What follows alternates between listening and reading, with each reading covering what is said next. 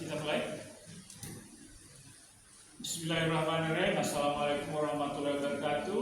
Waalaikumsalam warahmatullahi wabarakatuh. Di dalam melakukan diskusi inovasi pendidikan, salah satu materi yang paling penting didiskusikan dalam diskusi inovasi pendidikan adalah model-model pembelajaran yang efektif. Dengan model-model pembelajaran efektif, proses kegiatan belajar dapat berhasil dengan efisien dan efektif pula.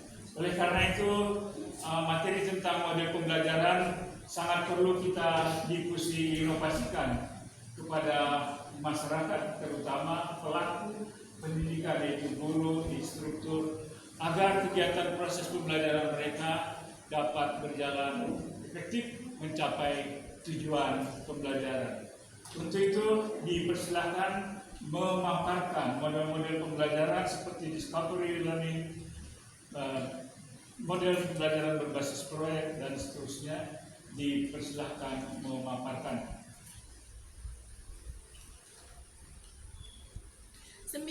Model-model pembelajaran di abad 21. Berkenaan dengan model-model pembelajaran abad ke-21 yang dipandang potensial untuk mengintegrasikan teknologi dan luas diterapkan pada berbagai tingkat usia, jenjang pendidikan dan bidang studi. Guru dapat menyesuaikan dengan kondisi sekolah. Model-model pembelajaran yang dimaksud antara lain: 1. Discovery learning. Belajar melalui penelusuran, penelitian, penemuan, dan pembuktian. Contoh dalam pembelajaran, guru menugaskan peserta didik untuk menuliskan faktor penyebab terjadinya banjir di daerah setempat. Peserta didik bekerja secara berkelompok. 2. Pembelajaran berbasis proyek. Proyek memiliki target tertentu dalam bentuk produk dan peserta didik merencanakan cara untuk mencapai target dengan dipandu oleh pertanyaan menantang. Contohnya, pada peserta didik SMK Kewirausahaan diberikan pertanyaan produk kreatif berbahan lokal seperti apakah yang memiliki nilai tambah secara ekonomis.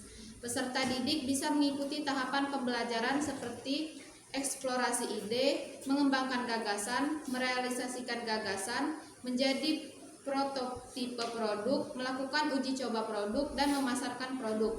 Pada prosesnya, peserta didik bisa memanfaatkan teknologi untuk mencari informasi bagi upaya pengembangan gagasan, membuat sketsa produk menggunakan software tertentu, menguji produk melalui respon pasar dengan Google Survey, dan sebagainya. Yang ketiga, pembelajaran berbasis proyek. Belajar berdasarkan masalah dengan solusi open-ended melalui penelusuran dan penyelidikan sehingga dapat ditemukan banyak solusi masalah. Contohnya, mengatasi masalah pencemaran udara akibat asap kendaraan bermotor. Peserta didik bisa mengeksplorasi lingkungan, memanfaatkan sumber-sumber fisik, diperkaya sumber-sumber digital, menggali pengalaman orang lain atau contoh nyata penyelesaian masalah dari berbagai sudut pandang. Peserta didik terlatih untuk menghasilkan gagasan baru, kreatif, berpikir tingkat tinggi, kritis, berlatih komunikasi, berbagai, lebih terbuka, bersosialisasi dalam konteks pemecahan masalah. Yang keempat ada belajar berdasarkan pengalaman sendiri atau self-directed learning. SDL merupakan proses di mana inisiatif belajar dengan atau tanpa bantuan pihak lain dilakukan oleh peserta didik sendiri, mulai dari mendiagnosis kebutuhan belajar sendiri, merumuskan tujuan, mengidentifikasi sumber, memilih dan menjalankan strategi belajar, dan mengevaluasi belajarnya sendiri. Contoh, guru bisa membantu peserta didik mengidentifikasi kebutuhan belajar peserta didik atau mulai dari kemampuan apa yang ia kuasai.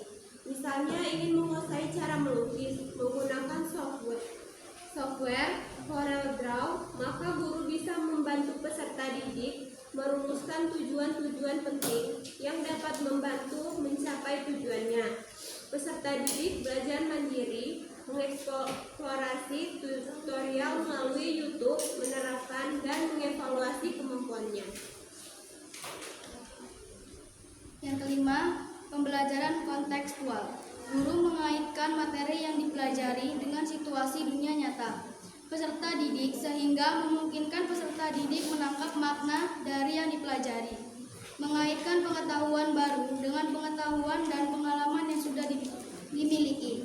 Contoh dalam pembelajaran bentuk-bentuk tulang daun, guru menugaskan pada peserta didik secara berkelompok mengeksplorasi melalui internet.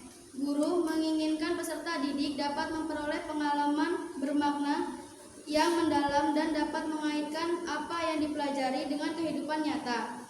Pada PAUD dan sekolah dasar, kelas rendah bisa saja peserta didik belum bisa membedakan secara nyata perbedaan kelenturan dan kekuatan tulang daun dari setiap bentuk yang berbeda, sehingga diperlukan pengalaman langsung. Yang keenam, bermain peran dan simulasi. Peserta didik bisa diajak untuk bermain peran dan menirukan adegan, gerak, model, pola, prosedur tertentu. Misalnya, seorang guru menggunakan tayangan video dari YouTube. Peserta didik diminta mencermati alur cerita dan peran dari tokoh-tokoh yang ada, kemudian berlatih sesuai tokoh yang diperankan. Pada tataran lebih kompleks, membuat cerita sendiri, kemudian memperagakannya dengan bermain peran. Selanjutnya 7, pembelajaran kooperatif. Pembelajaran kooperatif